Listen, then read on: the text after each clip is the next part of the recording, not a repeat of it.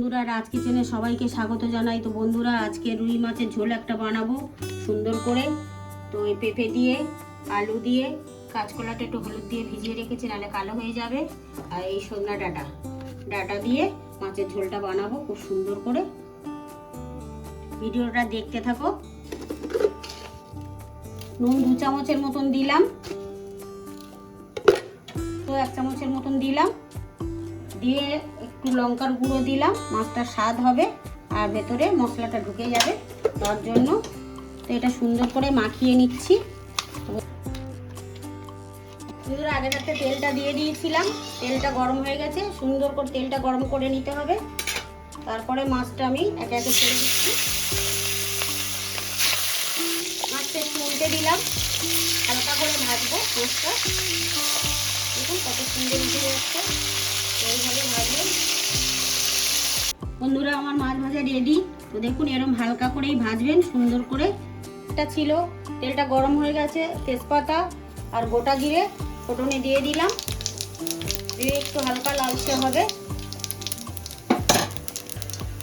এটা দিয়ে দেবো কাটা আলুটা,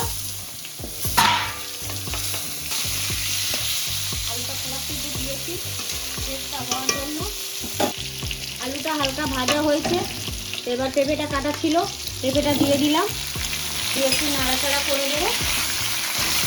এইভাবে নাড়াচাড়া করে দেবো। 5 মিনিটের জন্য ঢাকা দিয়ে দেবো।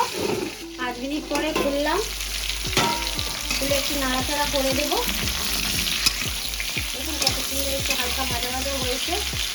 এবারে আমি ডাঁটাটা দিয়ে দেবো, কাটা ছিল।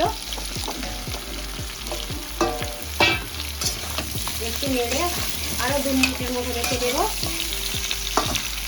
নুনটা দিয়ে দিলাম 2 চামচের মতো, একটু নেড়ে দেবো।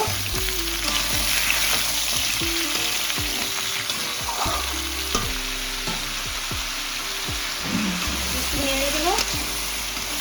দেখুন আমার হালকা হালকা নাড়াচাড়া হয়ে গেছে। এবার আমি কাঁচকলাটা লাফতে দেবো, তাহলে এটা আগে দিলে একটু গলে যায়। কাঁচকলাটা লাফতে দিয়ে এবার আমি একটু মশলা দিয়ে দেবো। হলুদের গুঁড়ো দিলাম 1.5 চামচ, কারণ এটা পাতলা ঝোল হবে।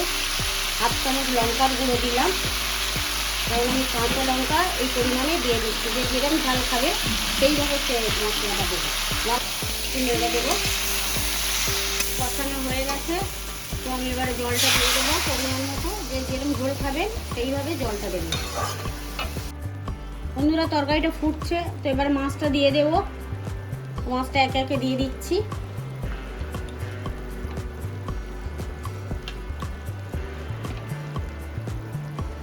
জিরের গুঁড়োটা ভিজিয়ে রেখেছিলাম, কাঁচা জিরের গুঁড়োটা দিচ্ছি। আমি কষানোর সময় দিইনি, কাঁচাটাই দিয়ে দেবো। এটা টেস্টটা আলাদা হয়, আপনারা এইভাবে দেবেন।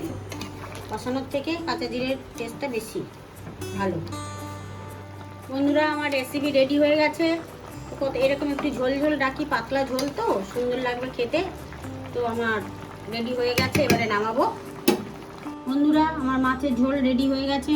তো বন্ধুরা ভালো লাগলে লাইক, কমেন্ট আর সাবস্ক্রাইব করে পাশে থাকবেন। আর সবাই সুস্থ থাকবেন।